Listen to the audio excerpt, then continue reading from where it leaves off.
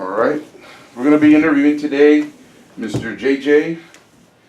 He is in charge of the food services program for Roma ISD. He's a director.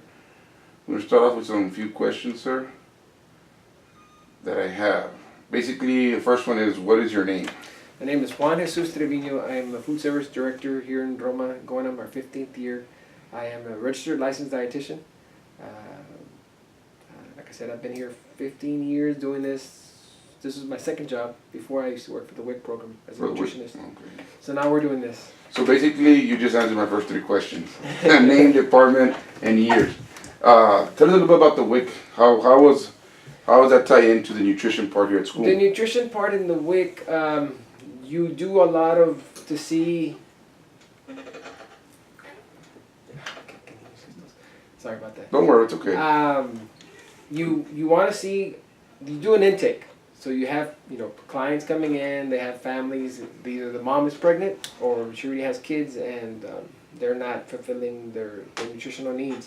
So you do an intake, see what kind of foods they eat throughout the day, and you provide them, with some help. It's like, oh, we need more protein, you need more carbohydrates.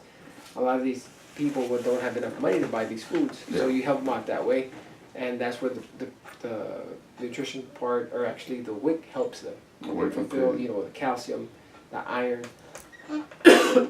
That's one big thing, the protein and the iron. So then they'll give them monies, or back then it used to be vouchers, and now I think now it's a card, right? Now it's a card, and their food stamp cards, or the Lone Star card, it's included in there, I think. But back then, and then the orange juice, stuff like that, the juices that they give. But basically, we just do an intake, see how they're doing, and if I feel that there's something missing and that they're not, fulfilling on their own, we can help them out. So basically, this is, your previous job is pretty much tied into this new job of nutrition-wise, but now you oversee... Similar. I guess you're meeting requirements. Back then it was with the state, and now it's with TDA or USDA. The USDA has come up with different requirements and regulations where you have to give certain amount of vegetables a day, certain calories also throughout the day for different age groups. You have to meet the proteins, the carbs, and even the carbs that we're giving now have to be 51% whole grain. Oh wow! So they're getting more restrictive. As compared to the WIC, it's more, it's more detailed. Because now it's not just, the juice or the milk, and now it's the whole spectrum. And we have to offer the milk every morning and every lunch, and even the fruits. The fruit, this year we added the fruit. We have to give them half a cup of fruit, and it has to be fresh fruit. And if you're going to offer the juice, it has to be only 4 ounces. It can't be the whole cup. In other words, it has to be half a cup of fruit juice and half a cup of fruit. And the kids are actually taking pretty well to it. I mean, I walk through the hallways and I see them eating. As to where last year, maybe, I don't think I ever saw kids eating fruit in the morning. So that's good. A lot of them save it for a snack. And you as a teacher, you know that 10:30 comes around, or 11, and they're hungry. And it's been working out for them. I'm glad. Now, how are you tying in technology into your department wise? Since you mentioned measuring and the serving portions and all that stuff. As far as there's different tables that we've done that the state provided us that we can use to make sure you have your half a cup of fruit, half a cup of vegetable. And they go beyond that. They interface. They added the red-orange vegetables, like your tomatoes, your carrots, that you have to give, and then the green vegetables, which are your broccoli, your spinach, your romaine, and different other ones that you have to meet. So throughout the week, you have to meet certain number of green, red, orange cups, right? Yeah. So then they came up with a table, and it's very simple, that particular one. It's an Excel sheet. So then every year you need to fill it out and send it to them to make sure that you are complying. So that's one of your softwares in Excel. It's Excel, but that is one of the softwares. But one of the biggest software that we use is called My Choice Technology, and that is for the point of sale. Okay. So then what we do, we input all the kids' names at the beginning of the year and the campus number where they're at.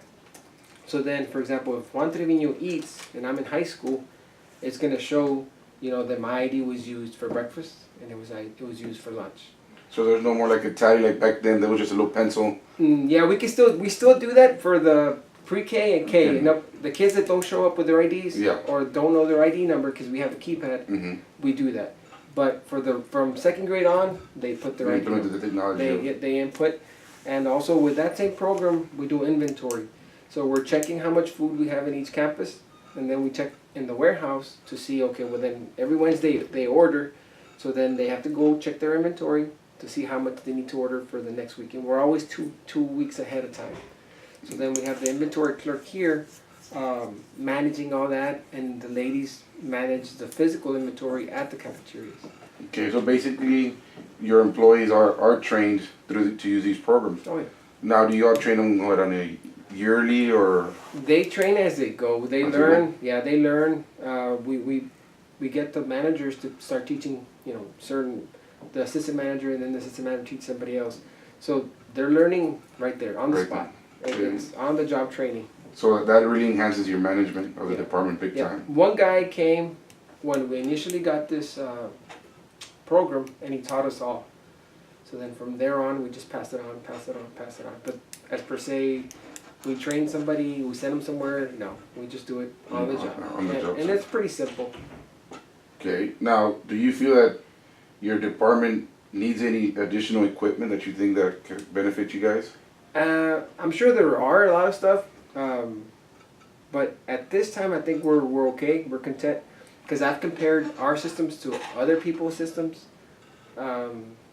We do like we used to be Provision 2. Provision 2 means that everybody eats for free, like even now, right? Yeah. Provision 2, you if nothing changes economically in the community, you stay the same, but you have to reapply every 3 years. Now we're under community eligibility. Provision 2, we picked up lunch applications in 2010, right? Okay. So then we ended up 85% free, 6% reduced, and 9% regular.